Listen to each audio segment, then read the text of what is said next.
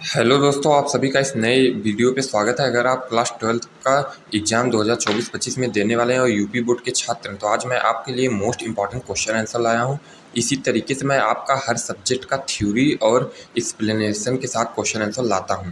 पहला क्वेश्चन है, what did Douglas do inside the water to save his life. ये पिछले 3 साल से लगातार पूछा जा रहा है, तो इस साल भी इसकी आने की उम्मीद ज़्यादा है। तो इसका आंसर है, while going down the bottom he made a plan to save himself from being drowned. यानी कि उसने प्लान किया कि वह बॉटम तक जाएगा स्विमिंग पूल के और एक झटके से ऊपर की तरफ आएगा, जिससे वह बाहर निकल जाएगा और अपने लाइफ को जो है सेव कर लेगा। He decided to make a big jump as his feet it the bottom. तो उसने यही डिसाइड किया कि वो बॉटम तक जाएगा और फिर अचानक से लॉन्ग जंप लगाएगा, जिससे वह बाहर आ जाएगा। तो इस तरीके से आप लिखेंगे। क्वेश्चन 2 जो कि मोस्ट इंपॉर्टेंट है, how deep was the pool, what was there inside the water. Pool किस तरीके से गहरा था। तो Douglas went down to the bottom of 9 feet deep water for first time. Douglas पहले चांस में 9 फीट नीचे गया पानी के, और उसे वो 9 फीट जो है 90 फीट के भांति आभास हो रहा था, जिससे वो डर रहा था, पैनिक हो रहा था। Before he could touch the bottom, जब उसने बॉटम को टच किया, his lungs were about the burst, he felt paralysed. उसके लंग्स तेजी से बढ़ रहे थे और वो पैरालाइज्ड की भांति प्रभास कर रहा था। ही वॉज ब्रीन्ड in the water, he breath was gone and overpowered his earth. उसके हृदय पे ज़्यादा जोर लग रहा था और उसके सांस भी बंध रहे थे, यानी कि कम ले पा रहा था। तो इस तरीके से आप इसका आंसर लिखेंगे। ये भी मोस्ट इंपॉर्टेंट क्वेश्चन है कि इसमें पूछा जाएगा कि पानी कितना गहरा था पुल का, वो कैसे बाहर निकला।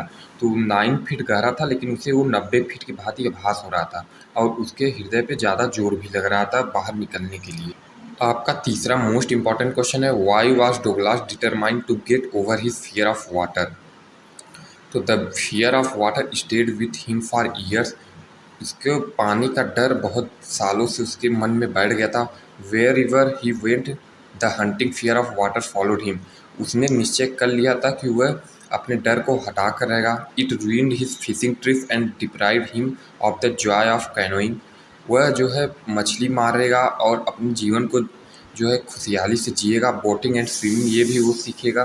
सो he decided to get over his fear of water. तो उसने इस तरीके से जो है पानी के डर से बाहर निकलने का विचार किया और वह यह चाहता था कि वो भी बोटिंग करे, स्विमिंग करे और अपने इस डर से बाहर निकले। तो इसलिए उसने डिसाइड किया और फिर से जो है स्विमिंग, बोटिंग करने के लिए वह पूल के पास गया और सीखने का निश्चय किया। तो इस तरीके से आप इसका आंसर लिखेंगे। आपका नेक्स्ट मोस्ट इंपॉर्टेंट क्वेश्चन है, what is the misadventure that William Douglas speak about. तो Douglas goes to the swimming pool when no one else is there. Douglas जब स्विमिंग पूल के पास गया स्विमिंग सीखने, तो वहाँ पर कोई नहीं था। He sits there waiting for someone to come. वह बैठकर वेट करने लगा किसी के आने का। ए बिल्ड boy comes there and throws into deep water. एक लड़का आया और उसे झटके से पानी के नीचे उन्हें धक्का दे दिया। This is the miss adventure he speaks about in which he narrowly escaped death. यही मिस एडवेंचर था जिसके बारे में डगलस बताता है कि वह मरते मरते बचा। तो इस तरीके से आप इसका आंसर लिखेंगे, जो कि मोस्ट इंपॉर्टेंट है। पिछले कई सालों से ये सब क्वेश्चन पूछे जा रहे हैं। ये सभी क्वेश्चन एक ही चैप्टर के, तो आप इसे जरूर याद करेंगे। पिछले कई सालों से शॉर्ट टाइप क्वेश्चन आंसर या very short type question answer में एक क्वेश्चन आता है, when did the writer join the YMCA pool and why. तो ही वॉज 10 और 11 years old when he joined the YMCA pool. वह जो है 10 या 11 साल का था तब उसने वाईएमसीए पूल ज्वाइन किया। It offered an opportunity to learn to swim. उसे ऑफर मिला था कि वह लर्न करे, तैरना याद करे और बोटिंग करना सीखे। तो ये मोस्ट इंपॉर्टेंट क्वेश्चन है, शॉर्ट टाइप क्वेश्चन आंसर में आता है। तो आप इस तरीके से लिख देंगे, आपको फुल मार्क्स मिल जाएगा। फिर आपका मोस्ट इंपॉर्टेंट क्वेश्चन है, how did friends feeling about M Hamel and school change. French कैसा एहसास कर रहा था एम हेमल के स्कूल चेंज होने पर। French learn that it was the last lesson in French at that M Hamel would teach them.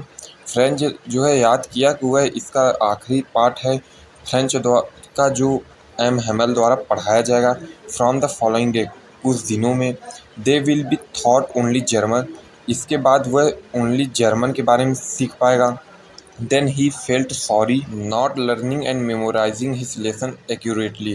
वह sorry बोलता है कि वह इस चैप्टर को याद और अपने दिमाग में संग्रहित नहीं कर पाया इस समय। तो इस बात का जो है उसे बुरा लग रहा था।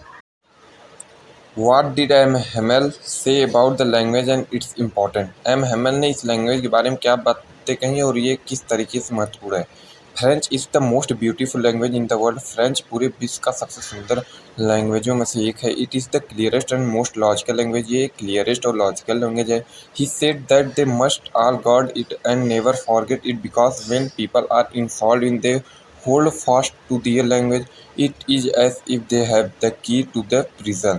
एम हेमल ने इस लैंग्वेज के बारे में कहा कि ये पूरी दुनिया में से एक सबसे सुंदर लैंग्वेज है और ये most clearest and logical language है। यही इसकी विशेषता है और इसने ये भी बताया कि किस तरीके से महत्वपूर्ण है। तो आप इस तरीके से लिख देंगे, आपको फुल मार्क्स मिल जाएगा। What had been put up on the bulletin board? The French district of Alsace and Lorraine had been taken over the Prussians. Hence, the bulletin board displayed the news that an order had come from Berlin to teach only German in the school of Alsace and Lorraine। German से एक teacher आ रहे थे Berlin से जो केवल German में ही पढ़ाते उस स्कूल में एल्स एंड लॉरेंस को। तो इस तरीके से बुलेटिन बोर्ड जो है पुट कर दिया गया था जर्मन सरकार द्वारा और फ्रेंच लैंग्वेज को एकदम से हटाने की प्लानिंग चल रही थी और लगभग हटा भी दिया था। तो इस तरीके से आप इसका आंसर लिखेंगे जो कि मोस्ट इंपॉर्टेंट क्वेश्चन आंसर है। तो आप इन सभी को नोट्स में लिख लीजिएगा, आपके एग्जाम के नज़रिए से बहुत ही महत्वपूर्ण ये सभी क्वेश्चन हैं, तो इस बात का ध्यान रखिएगा।